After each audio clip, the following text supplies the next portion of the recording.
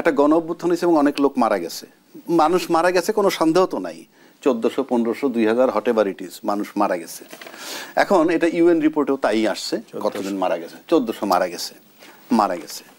আমরা বিএনপির তরফ থেকে ফখরুল ইসলাম আলমগীর সাহেবের কাছে আমরা ডেটা পাইছিলাম 422 জন লোক তাদের মারা গেছে, ফাইন, 422 জন মারা গেছে এবং দল মত নির্বিশেষে সবাই আন্দোলনে ছিল।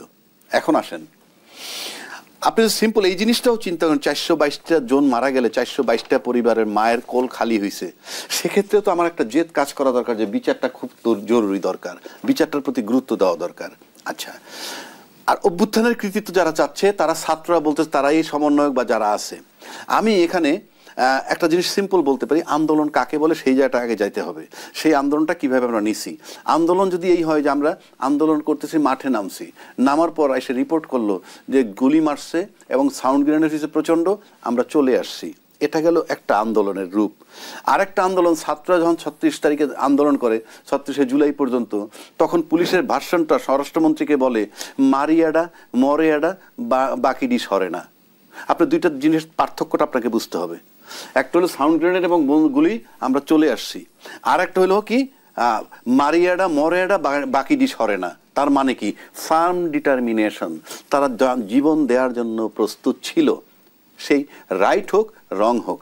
তারপরে যদি আসেন যে এখন আসেন কৃতিত্ব দাবিদার কার, ঠিক এই মুহূর্তে কল্পনা করেন হাইপোথিসিস, শেখ হাসিনা যদি ক্ষমতা আসে এই মুহূর্তে, আবার আওয়ামী লীগ, এটা কিন্তু কাল্পনিক, আসলে বিপদগ্রস্ত হবে কারা, কোন লোকগুলো বিপদগ্রস্ত হবে আপনি আমি সবাই বুঝি। সংস্কারের গুরুত্ব কম কিন্তু নির্বাচনের গুরুত্ব বেশি, তখন এটা নিশ্চয়ই একটা কোশ্চেন মার্ক আমার কাছে আসে। এইবার আসেন জনগণ, জনগণটা কি, উনি জনগণ, আমি জনগণ, আপনি জনগণ, বাংলাদেশের 18 কোটি লোক কিন্তু জনগণ। এই 18 কোটি লোকের জনগণের মধ্য থেকে আবার কিছু জনগণ বিভিন্ন দলে সম্পৃক্ত।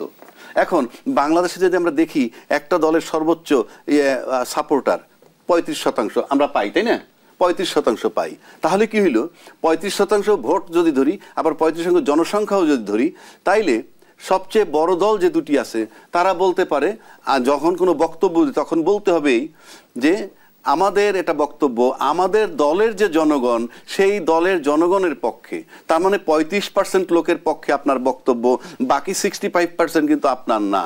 কাজে জনগণ শব্দটা ব্যবহার করতে হলে রাজনৈতিক দলের বলতে হবে এইভাবে যে আমরা আমার এই দলের সাথে যে জনগণ সম্পৃক্ত তাদের পক্ষে বলছি।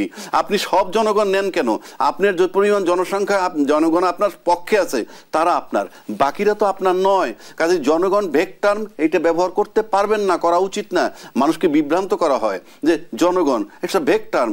আমার দলের জনগণ যার 5% ভোট, তা ভোট সূত্র ধরে যদি মোট জনসংখ্যার 5% নেই, আপনি বলবেন আমার দলের যারা সম্পৃক্ত দলের সাথে জনগণ তাদের পক্ষে বলছি।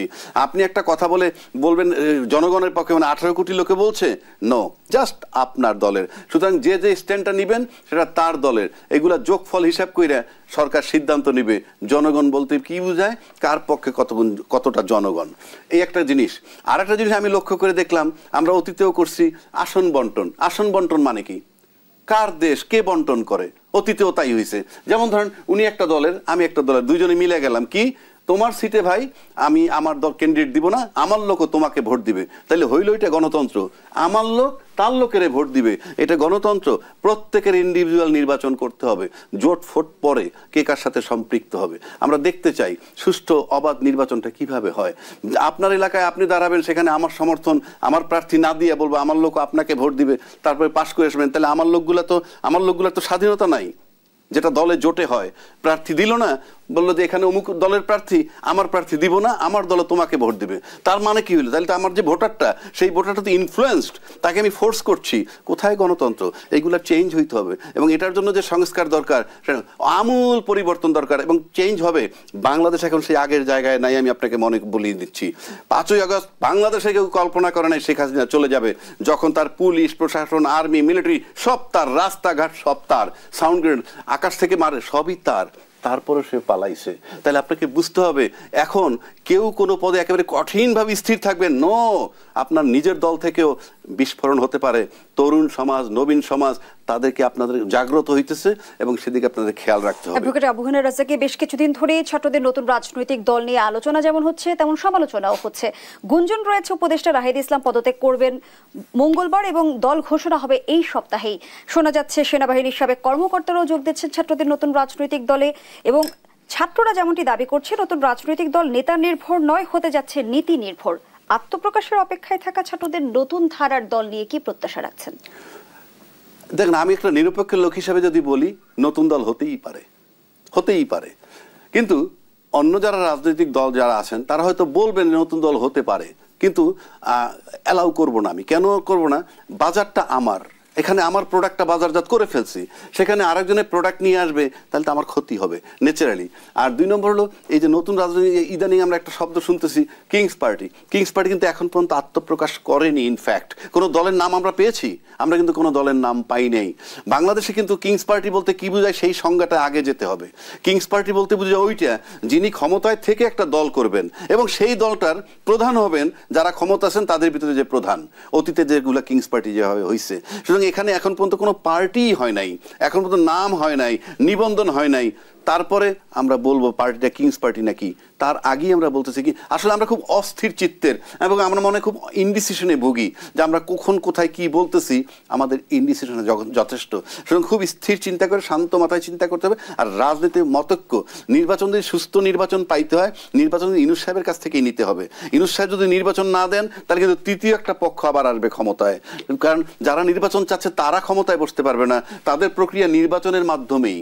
সুতরাং নির্বাচন নিতে হবে ইউনূস সাহেবের কাছ থেকেই, ইউনূস সাহেবের কাছ থেকে আবারও বলছি নিতে হবে। যদি ইউনূস সাহেবের কাছ থেকে নির্বাচন আপনারা না নিতে পারেন এবং সে যদি ব্যর্থ হয়, চলে যায়, উনি বলছে চলে যাবে না, আই কান্ট গ্যারান্টি, দেশের সার্বিক চিন্তা করে বলছি। আরেকটা কথা বলি আপনাকে, আমরা যদি বলি যে ইউনূস সাহেব ব্যর্থ, প্রতিদিন ক্ষতি করতেছে দেশটা, আমরা শুনি পত্রিকা আসে, বিভিন্ন জন টকশোতে অনেকে বলে, দায়িত্বশীল ব্যক্তিরাও বলে, তো বড় বড় রাজনৈতিক দল যেগুলো আছেন তারা তো দেখতেছেন প্রতিদিন ক্ষতি হচ্ছে, তাহলে ডিসেম্বর পর্যন্ত ডেট মানতেছেন কেন আপনারা? ধন্যবাদ জানাচ্ছি অ্যাডভোকেট আবু হেনা রাজ্জাকী। তার সাথে বসেন। উনি কিন্তু মোদির সাথে কথা বলতে গিয়ে যখন মোদিকে প্রশ্ন করা হয়েছিল রেজিম চেঞ্জের ব্যাপারে যে তাদের ডিপ স্টেট সেখানে ভূমিকা রেখেছিল, তিনি কিন্তু একেবারে দ্ব্যর্থহীনভাবেই বলেছিলেন যে এটা এখানে কোনো ভূমিকা ছিল না। এখন তিনি আবার বলছেন $29 মিলিয়ন কোথায় দিয়েছেন, কাদেরকে দিয়েছিলেন, উগ্র বামপন্থীদের দিয়েছিলেন। এখন এটার ব্যাখ্যা উনি দিতে পারবেন। এবং যুক্তরাষ্ট্রের ডোনাল্ড ট্রাম্প, তিনি, আমি তাকে প্রতি শ্রদ্ধা রেখেই বলছি যে অনেক সময় অনেক কথা তিনি বলেন এবং সেই কথাগুলো নিয়ে এখন রাজনীতির মাঠে আমাদের দেশেও আলোচনা হচ্ছে, এগুলো আরও চুলচেরা বিশ্লেষণ সেগুলো হবে, হওয়ার পরিপ্রেক্ষিতে হয়তো দিবেন। আমি যে প্রসঙ্গটি আপনি একটু আগে উনি বলছিলেন যে বাংলাদেশের রাজনীতিতে যে এখন আমরা যে পরিস্থিতির মধ্যে আছি, ডোনাল্ড ট্রাম্পের এই বক্তব্যের চেয়ে আমাদের অভ্যন্তরীণ রাজনীতিতে যে বিষয়গুলো চলছে সেইগুলো এখন খুব গুরুত্বপূর্ণ। আপনি একটা নতুন রাজনৈতিক দলের কথা বলেছেন, সেই রাজনৈতিক দল সামনের দিকে আমাদের আসবে এবং এই সপ্তাহেই আমরা এই রাজনৈতিক দলের আত্মপ্রকাশ দেখব। আমি মনে করি যে গণতান্ত্রিক ব্যবস্থায় এই ধরনের রাজনৈতিক দলের আত্মপ্রকাশকে সকলকে ওয়েলকাম করা দরকার এবং সেই রাজনৈতিক দল আসবে, তাদের কর্মসূচি নিয়ে জনগণের কাছে যাবে, জনগণ কিভাবে তাদেরকে গ্রহণ করবেন, মানুষ তাদেরকে কিভাবে গ্রহণ করেন। রাজনৈতিক দলে বাংলাদেশে কিন্তু মেরুকরণ হয়ে আছে, সেই মেরুকরণ থেকে আপনি একটা রাজনৈতিক দল, এই নতুন পরিস্থিতি কিন্তু একাধিক রাজনৈতিক দল আত্মপ্রকাশ করছে, কিন্তু আমরা যেটার জন্য অপেক্ষা করছি সেই রাজনৈতিক দল আর অন্য অনেকগুলো পরশুদিনও একটা রাজনৈতিক দলের আত্মপ্রকাশ হয়েছে বাংলাদেশে, তো এক না, এটা একটু ভিন্ন। এবং মানুষের রাজনৈতিক অঙ্গনের যারা রাজনীতির সাথে যুক্ত আছেন তাদের যেরকম কৌতূহল আছে, আগ্রহ আছে যে শেষ পর্যন্ত কি হতে যাচ্ছে, কিভাবে সেই রাজনৈতিক দল গঠিত হচ্ছেন, নেতৃত্বে কারা থাকছেন, সেইগুলো নিয়ে যেমন প্রশ্ন আছে, আমাদেরও আগ্রহ আছে। আমরা এই বাংলাদেশে 54 বছরে অনেক রাজনৈতিক দলের মানে কি বলি যে আবির্ভাব দেখেছি, অনেক রাজনৈতিক দল গঠন হয়েছে রাজনীতির মাঠে, এমন সব ব্যক্তিদের দ্বারা রাজনৈতিক দল গঠিত হয়েছে, কিন্তু শেষ পর্যন্ত কিন্তু অনেক রাজনৈতিক দলকেই শেষ পর্যন্ত রাজনীতির মাঠে মানে টিকে থাকতে আমরা দেখিনি। আমরা এরকম চাই না। যারা এখন এই অভ্যুত্থানে যারা নেতৃত্ব দিয়েছেন, তারা রাজনৈতিক দল যেটা গঠন করেছেন, সেই রাজনৈতিক দল তারা বলছেন নেতা নির্ভর না, কিন্তু নেতা যে বাংলাদেশের ট্রেডিশনে গুরুত্বপূর্ণ এই দল গঠন প্রক্রিয়াতে কিন্তু আমরা সেটা দেখেছি। তাদের একেবারে বাইরে আছেন এরকমটা না। এখন ঘটনাটা হচ্ছে যে এই যে তরুণ প্রজন্ম যারা আমাদেরকে এত বড় একটা পরিবর্তন আমাদেরকে উপহার দিয়েছেন নেতৃত্বের চালকের আসনে বসে, সেই নেতৃত্বের কাছ থেকে মানুষ হয়তো গতানুগতিক রাজনীতি প্রত্যাশা করবে না, কিন্তু যদি গতানুগতিক রাজনীতি তাদের মধ্যেও থাকে এবং ক্ষমতাকেন্দ্রিক রাজনীতিটাকেই যদি মূল উপজীব্য করেন, তাহলে কিন্তু ওই একই বিবেচনা থাকবে। তো আমরা প্রত্যাশা করি যারা আমাদেরকে আশা দেখাচ্ছেন তাদের এই ঘোষণাপত্র রাজনৈতিক দলের যেটি আসবে এবং রাজনৈতিক দলের যেগুলো আসবে তার মধ্য দিয়েই আমরা